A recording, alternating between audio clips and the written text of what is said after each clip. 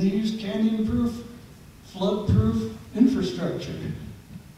They built houses that were easily rebuildable. When a flood came and swept the house away, you don't want to have to rebuild a big stone pueblo. They were mixed with brush shelters and ramadas that could be easily fixed because this was summertime living. Their bridges were swing bridges, and still are the footbridges. They're attached at one end, so when a flood comes through, it just swings the bridge aside so it doesn't present a broadside to the flood. When the flood goes down, you pull it back into place again. Some of the other things they did.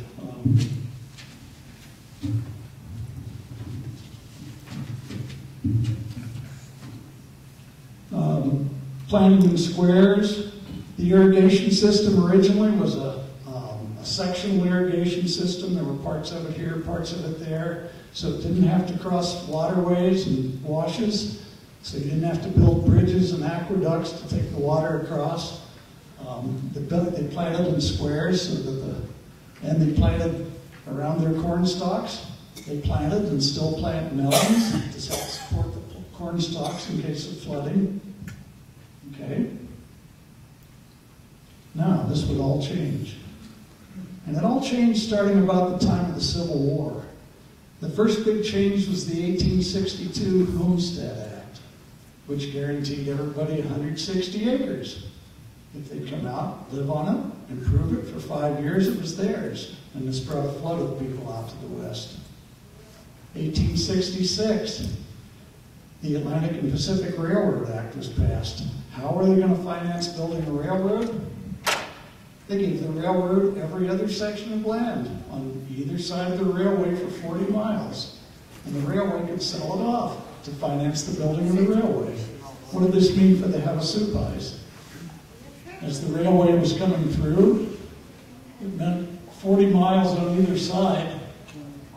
Every other section would have gone to the railway. However, if the land was already privately owned, the railway got the land beyond 40 miles. In the case of Havasupai territory, by 1866, this was all pretty settled.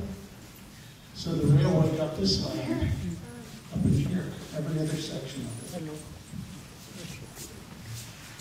Then 1870, well, 1866 to 1869, the Army fought a war, a 3-year war with the Havasupai people. About the same time, Kit Carson came into the Navajo country and started wreaking havoc on Navajo people and their farms and their orchards, driving them into the mountains, and finally driving them to the Bosque Redondo. And when they returned, they came back to an interesting area here. This is an area the Havasupais called Hakbak, Many Springs. It was an area that was shared by the Hopis, the Paiutes, the Havasupais, and the Navajo. It's a different concept of land. You know, we think of land as a place we own. People here from the Southwest think of land as a place you live on. Especially water is something you share. Water is life. Nobody hogs up water. But after the Navajo people returned from the Bosque Redondo, they were frightened. They were desperate. Many of them began coming into this area, and it was about 1870 that the Havasupai abandoned the area. And interestingly enough, the people who abandoned that area moved, some of them, to an interesting place. There were 2 people, Yabumik Swadaba and Tulutha. We know there was Burrow and Big Jim. They moved from there to Indian Garden. And they were the first two occupants of Indian Garden. Then, in 1886,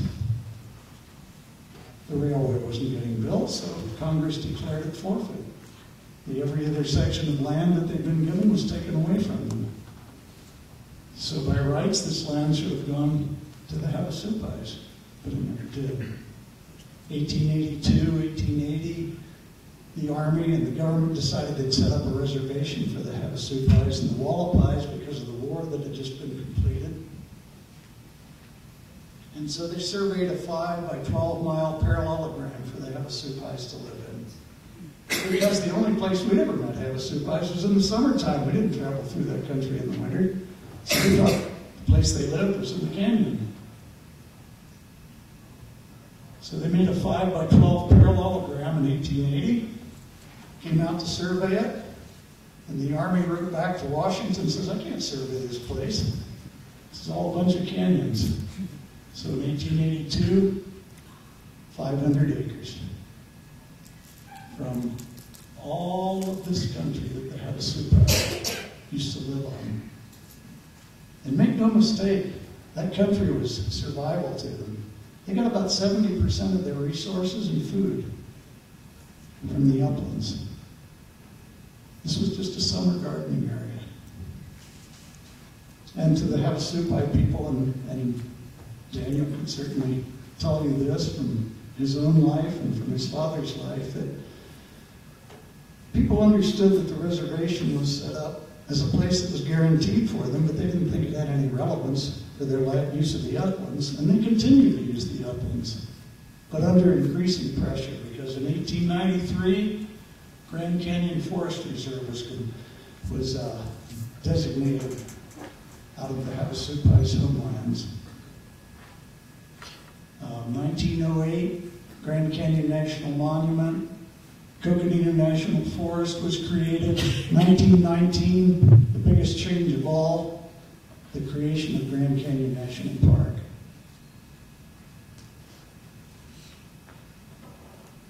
All along the South Rim on what used to be the Havasupais' homelands.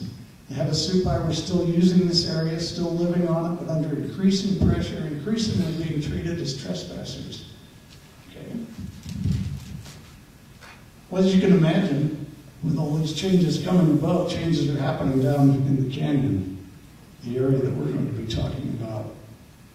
In 1892, to cope with the loss of resources, the government sent a farmer to teach the Havasupais how to farm. Actually, he was going to try to promote intensive farming in the area.